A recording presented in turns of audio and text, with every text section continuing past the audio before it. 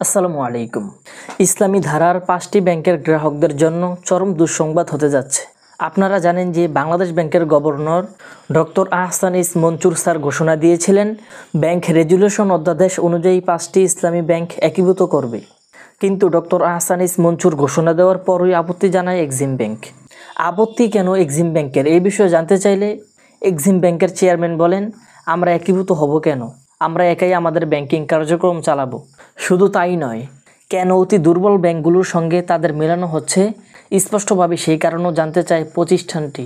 অর্থনীতিবিদরা বলেন, banking resolution ordinance মেনে একীভূত করা হলে আপত্তি তোলার সুযোগ নেই কারো। দুর্বল ব্যাংক একীভূত করতে গত 15 জুন বাংলাদেশ ব্যাংকের গভর্নর ডক্টর আহসানিস মনচুর বলেন, প্রথম পর্যায়ে আগামী কয়েক মাসের মধ্যে আমরা হয়তো ইসলামী ধারার কয়েকটি ব্যাংকে একীভূত করব। এই প্রক্রিয়া চলমান থাকবে এবং এই কাজের জন্য একটি টিম থাকবে। টিমের কাজই হলো ব্যাংকগুলো যদি ধ্বংসের দিকে যায় তাহলে ধ্বংসের আগেই তাদের রক্ষা করতে হবে। যখন যেখানে হস্তক্ষেপের প্রয়োজন কেন্দ্রীয় ব্যাংক মনে করবে তখন কেন্দ্রীয় ব্যাংক সেটাই করবে। গভর্নরের এমন বক্তব্যের পর আবারও সামনে আসে একীভূত হচ্ছে কোন কোন ব্যাংকগুলো। এক্সিম ব্যাংকের চেয়ারম্যান নজরুল ইসলাম স্বপন বলেন, 5টা ব্যাংক একীভূত করতে গিয়ে তিনি এক্সিম ব্যাংকে কেন এখানে ঢুকাচ্ছেন, এটা আমাদের কাছে বোধগম্য নয়। কেন্দ্রীয় ব্যাংকের তথ্য কয়েক মাসের মধ্যে একীভূত হতে যাচ্ছে এক্সিম ব্যাংক, গ্লোবাল ইসলামী ব্যাংক, ইউনিয়ন ব্যাংক ও ফার্স্ট সিকিউরিটি ইসলামী ব্যাংক এবং সোশ্যাল ইসলামী ব্যাংক। ব্যাংকগুলোর বর্তমান কার্যক্রমে আমদানি রপ্তানি বাণিজ্যের সঙ্গে প্রবাসী আয় দেশে আনার ক্ষেত্রে অন্য 4 ব্যাংকের চেয়ে বেশি এগিয়ে আছে এক্সিম ব্যাংক। এছাড়া এক্সিম ব্যাংকের খেলাফি ঋণ যেখানে 24%, সেখানে এর দ্বিগুণের বেশি 58% রয়েছে সোশ্যাল ইসলামী ব্যাংক।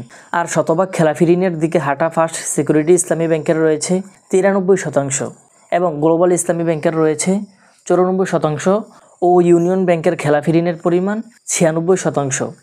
এমন চিত্র তুলে ধরে কোনোভাবে একীভূত হতে চায় না এক্সিম ব্যাংক।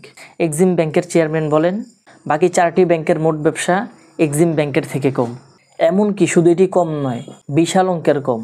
তাই এসব ব্যাংকের সঙ্গে এক্সিম ব্যাংক কোন মানদণ্ডে একীভূত করা হচ্ছে এটি বোধগম্য নয়। এক্সিম ব্যাংকের চেয়ারম্যান আরও বলেন, কোন নিয়মে বা কোন পদ্ধতিতে একীভূত করা হবে সেটি জানলে আমরা যাচাই বাছাই করে দেখতাম। সেখানে আমাদের কোনো ত্রুটি থাকলে সংশোধন করতাম, না পারলে বাংলাদেশ ব্যাংকের সিদ্ধান্তই সরাসরি মেনে নিতাম। কোনো ব্যাংক একা চলার মতো সামর্থ্য থাকলে তাকে যেমন একা চলতে দেওয়া উচিত, তেমনি ব্যাংকিং রেজুলেশন অর্ডিন্যান্স মেনে একীভূত করা হচ্ছে কিনা তা খতিয়ে দেখার পরামর্শ অর্থনীতিবিদদের। বিশ্ব ব্যাংকের ঢাকা কার্যালয়ের সাবেক মুখ্য অর্থনীতিবিদ ডক্টর জাহিদ হোসেন বলেন, কোন মানদণ্ডের ভিত্তিতে সিদ্ধান্ত নেওয়া হচ্ছে সেটি অবশ্যই জানতে হবে। ব্যাংকিং রেজুলেশন অর্ডিন্যান্সের ধারা অনুযায়ী কাজ করতে হবে।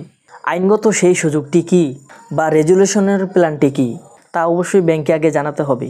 এদিকে একীভূত ব্যাংকের গ্রাহকদের লেনদেনে যেন কোনো সমস্যা না হয় তাও নিশ্চিত করতে হবে।